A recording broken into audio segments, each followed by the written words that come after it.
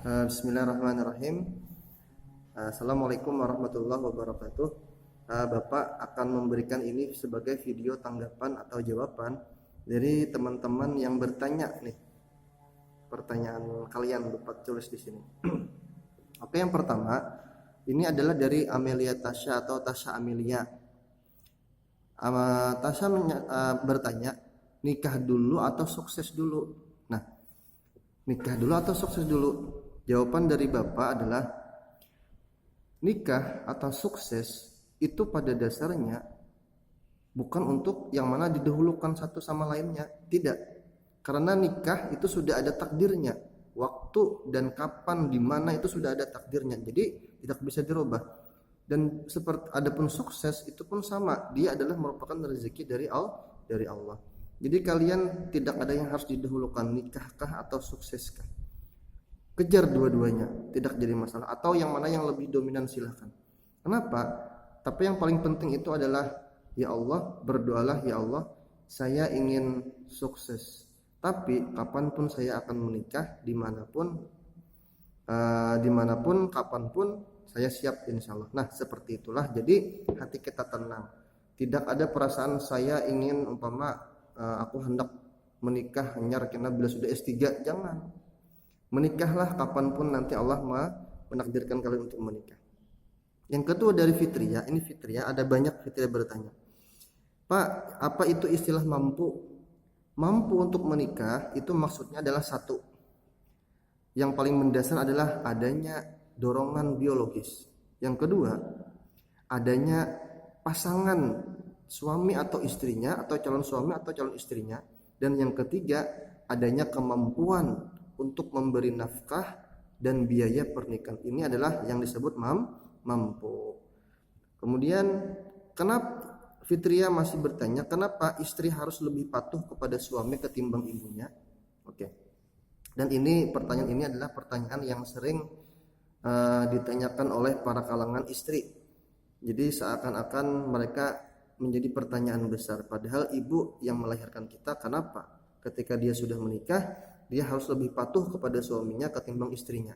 Nah, patuh terhadap suami dibandingkan ibu itu memang benar ketika seorang perempuan sudah menikah. Tetapi patuh di sini yang perlu kalian garis bawahi adalah patuh dalam kebaikan. Seandainya suami menyuruh kita untuk tidak baik, ya jangan dipatuhi. Itu jelas. Nah, tapi tadi kenapa lebih patuh kepada suami daripada ibunya sendiri? Karena ketika seorang perempuan menikah dan dia saat itu sudah berpindah kewajiban untuk taat dan patuh, yang lebih didahulukan yang tadi sebelumnya dari orang tua, sekarang berpindah kepada suami. Tapi bukan berarti ketika sudah menikah tidak berbakti lagi kepada orang tua, tidak, tetap berbakti. Tetapi apa? Harus dengan izin atau harus bepadah dahulu kepada suami. Kalau kada bepadah, nah jadi salah. Nanti komunikasinya hilang. Jadi harus komunikasi kuat dengan suami. Karena suami ketika sudah menikah, dialah yang menjadi tanggung jawab kita secara zahir, nafkah, kemudian batin, dan secara batin maksudnya adalah menyelamatkan kita sampai ke surga insyaallah. Makanya suami lebih harus dihormati daripada ibu. Lebih harus dipatuhi, maksudnya dipatuhi bukan dihormati. Kalau hormat sama dua-duanya. Kemudian ini ada pertanyaan dari Karen. Kata Karen, saksi boleh dari kalangan siapa aja? Oke, jadi saksi itu tidak hanya dari kalangan keluarga. Kita kan biasanya dari kalangan keluarga. Tetapi pada dasarnya orang yang boleh menjadi saksi itu yang dianjurkan adalah orang yang soleh, tidak fasik. Apa itu fasik, Pak? Fasik itu adalah orangnya selalu melakukan sebuah maksiat terus menerus, itu namanya fasik. Jadi boleh aja ke tuan guru atau ada yang kita anggap beliau itu adalah orang soleh, silahkan minta saksi. Tidak mesti harus kepada keluarga. Tetapi ketika saksi tadi adalah keluarga kita yang soleh, nah itu lebih baik. Kemudian ini ada pertanyaan dari Azmi, ujar Azmi, setahu Azmi 3 kali aja boleh ijab kabul lalakiannya itu. Nah seandainya ada lebih dari 3 kali kayak apa, Pak? Nah Sebenarnya tidak ada batasan dalam ijab kabul hendak berapa kali kah. Cuma biasanya kebiasaan kita di Banjarmasin, di Banjar, kalau orang sudah lebih daripada 3 kali ijab kabul salah terus, biasanya disuruh taubat syahadat. Apa itu taubat syahadat? Taubat itu adalah mungkin dia disuruh bertaubat itu adalah karena mungkin banyak dosa atau banyak maksiat sehingga iblis itu sangat mudah untuk mempengaruhinya. Jadi dia disuruh bertaubat dulu, minta hapuskan dosa, kemudian kembali bersyahadat. Siapa tahu kesusahan dia itu ketika ijab kabul adalah dikarenakan dia dosa yang sangat besar. Nah, jadi disuruh taubat syahadat. Jadi disuruh istighfar dan membaca syahadat. Kemudian dilanjutkan lagi, diulang lagi sampai bisa. Tidak ada batasan. Terus pertanyaan kedua dari Azmi, seseorang tidak boleh, ujar Azmi, apabila datang seorang laki-laki yang soleh untuk menikahimu, maka jangan ditolak. Nah, kecuali uzur syar'i. Nah, di sini Azmi bertanya, maksud uzur syar'i yang boleh kita menolak laki-laki itu seperti apa, Pak? Nah, uzur syar'i itu adalah uzur yang memang dibolehkan secara syariat. Contoh, biasanya berkaitan dengan fisik kah? Yang mana bukan fisik muka, bukanlah, maksudnya apa? Ada cacat kah umpama? Jadi umpama ini ada betangan. Nah, kita kadang mau sebagai perempuan itu syar'i. Tapi kalau hanya sebatas wajah yang kayak orang juga, padahal wajah laki-lakinya nih, nah, jangan ditolak. Apalagi dia adalah orang soleh. Atau kita tahu uzur syar'i yang lain, umpama laki-laki itu umpama ini pemabuk, penjudi, pengalahian, nah mana kita bisa menampar ke bini, kita tahu. Atau umpamanya pendustaan dan lain sebagainya lah yang istilahnya kalau dijadikan suami, ini poin uzur syar'i, apabila dia dijadikan suami itu hanya akan memudaratkan dan menyengsarakan kita, itu boleh kita tolak. Terus apakah ujar Azmi alasan belum siap itu adalah uzur syar'i? Iya, itu uzur syar'i, alasan belum siap. Kemudian pertanyaan dari Putri, hukum nikah online sah ataukah kada, Pak? Nikah online hukumnya sah apabila memang dia harus online. Contoh biasanya online ini jauh, atau umpama karena memang jarak jauh tadi kada ada duit, akhirnya kada kau datang, boleh online. Atau dia umpama di luar negeri, yang mana di luar negeri itu kalau hendak keluar masuk harus ada visa itu susah diterbitkan, akhirnya dia online, boleh dan sah asal terpenuhi syarat dan rukunnya. Kemudian pertanyaan Suryani, boleh apa hukumnya ma'andak kotak sumbangan ketika pernikahan? Nah, hukumnya sebenarnya ma'andak kotak sumbangan di pernikahan itu ya kada apa-apa, boleh-boleh aja. Nah, cuma yang harus kalian ketahui, maksud daripada kotak sumbangan itu apa, garang? Nah, orang dahulu memiliki sebuah kearifan lokal. Apa itu kearifan lokal? Kayak semacam maslahatnya itu besar.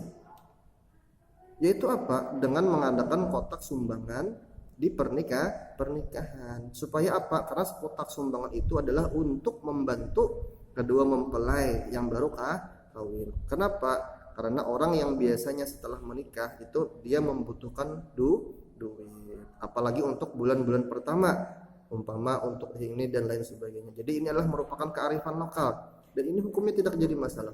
Tetapi bagi yang tidak mau, ya tidak mengapa, silahkan, tidak meletakkan tidak apa-apa. Kenapa? Karena dia mampu umpama. Jadi hukumnya tidak jadi masalah, boleh aja. Kemudian lagi dari pertanyaan Suryani, kapan sih Pak lelaki itu dikatakan dia sudah siap? Jadi lelaki ketika sudah siap, yang pertama adalah adanya dorongan biologis, dan yang kedua adalah ketika dia mampu secara materi. Oke. Kemudian ini terakhir pertanyaan Fitria lagi adalah hukum menikah. Hukum menikah sementara. Nah, Bapak kurang jelas pertanyaan si Fitria ini, sementara ini maksudnya apa? Apakah sementara itu hukumnya menikah berbatas waktu atau hukum nikah kontrak kah? Ataukah sementara itu maksudnya aku kawin gini dulu sementara tapi tanpa ada batas waktunya, maksudnya batas waktu akad nikah. Nah, kalau yang pertama nikah kontrak artinya berbatas waktu, Ini hukumnya haram. Kenapa hukumnya haram? Karena memang Rasulullah mengharamkan ini sebanyak 3 kali, dan ini akan selalu diharamkan sampai hari kiamat, nikah kontrak. Kenapa jadi diharamkan nikah kontrak? Karena di sini yang memikul mudarat paling besar itu adalah perempuan. Sedangkan Islam tidak membolehkan adanya kemudaratan baik pihak laki-laki atau perempuan. Adapun kalau yang dimaksud fitriyah tadi adalah menikah aja gini dulu sementara ini, tapi tanpa ada batasan waktunya, aku nikahi engkau dulu, tidak ada. Ya kayak menikah biasa, maka saat itu hukum nikahnya sah aja. Selanjutnya pertanyaan fitriyah masih, bagaimana menikahi seorang laki-laki Nasrani atau non muslim tapi dia hanya pura-pura masuk Islam karena ingin menikahi wanita muslimah yang dicintainya. Kalau ini saran Bapak lah, nikah meskipun dengan orang non muslim kemudian dia masuk Islam secara syarat Islam pas rukunnya, sah dia masuk Islam, maka ketika dia ingin menikahi kalian, nikahnya sah. Hukum nikahnya adalah sah. Kenapa? Karena dia saat itu sudah muslim. Tetapi kalau kalian tahu dia masuk Islam itu tujuannya hanya pura-pura, setelah menikahi kalian kemudian dia kembali kepada murtad, maka jangan dinikahi. Karena tujuannya hanya untuk menjerumuskan. Dan dari sinilah banyak orang-orang Nasrani itu orang-orang yang ingin mengajak kita kepada akidah yang salah atau murtad. Kemudian lagi Fitria bertanya, adakah Pak ayat Al-Quran yang menyuruh boleh memaksa seorang orang tua untuk menikahkan anak wanitanya? Di situ ada anjuran, tetapi ada perintah yang berbunyi di surah An-Nur tadi yang Bapak jelaskan pada video sebelumnya. Hendaklah kalian nikahkan anak-anak perempuan kalian dengan orang-orang yang saleh. Nah, menyikapi tentang anjuran di sini, perintah nikahkanlah. Ada sebagian di sini hukumnya adalah ada khilaf ulama, ada perbedaan pendapat ulama. Yang pertama ada yang mengatakan boleh seorang wali nikah atau abahnya atau pamannya yang menjadi wali nikah untuk memaksa dia menikah, ada seperti ini. Ada pula pendapat lain yang menyatakan tidak boleh memaksa. Nah, tetapi di sini Bapak akan mengambilkan jalan tengah. Seyogyanya lah orang tua tidak boleh memaksa anaknya untuk menikah dengan pilihan dia sendiri, jangan. Karena kita harus menghargai perasaan anak. Dan yang kedua, untuk anak yang dipaksa orang tuanya, ini pun dia harus meneliti lebih dahulu. Maksudnya, kenapa abah ini menikahkan aku dengan si Anu? Oh karena Anu. Apabila itu banyak baiknya, ambil. Apabila itu bertentangan benar dengan hati kita, jelaskanlah kepada orang tua tadi dengan baik, dengan lemah lembut, dengan kata-kata yang sopan, yang mana akhirnya orang tua tuh paham dan mengerti apa yang kita rasakan, sedangkan kita tidak mau. Nah, jadi seperti itu. Jangan kekerasan, jangan sampai berkelahi, iyalah. Nah, kemudian pertanyaan terakhir dari Fitria, dan ini adalah pertanyaan terakhir. Jika tidak ada yang menyuruh atau tidak ada ayat yang memaksa, orang tua boleh memaksa anaknya kawin dengan pilihan mereka. Kenapa Pak? Sampai sekarang kok masih ada atau banyak orang tua yang memaksa anaknya sedangkan anaknya tidak setuju. Nah, ini kalau tadi pertanyaan Fitria tidak ada ayat yang secara mutlak, maksud mutlak itu memang ini harus dipaksa, ada. Tapi tadi dengan menafsirkan ayat tadi akhirnya ada yang menyatakan boleh memaksa. Yang kedua adalah tidak boleh memaksa. Itu akhirnya. Jadi jalan tengah ambillah tadi, bagus-bagus. Nah, kenapa orang tua sekarang banyak? Nah, mungkin ini tidak ada kaitannya dengan dalil ayat Al-Quran lah. Mungkin saja orang tua, satu, ada beberapa kemungkinan orang tua itu memaksa anaknya untuk menikah dengan pilihan mereka. Satu, ada orang tua yang memang niatnya baik. Niatnya baik itu maksudnya apa? Dia memilihkan kepada kita, kepada anaknya, apalagi perempuan, untuk menikahi laki-laki yang memang mapan, soleh, dan lain sebagainya, yang memang itu adalah sesuai dengan perintah untuk dipilihkan, dikawinkan kepada laki-laki itu. Nah, itu bagus aja kalau menurut Bapak. Adapun orang tua yang memang menikahkan karena memang niatnya bukan niat bagus, maksudnya materialis orang tua kita, ataupun orang tua kita umpama gila hormat dan lain sebagainya, sedangkan kita calon kita juga bagus aja.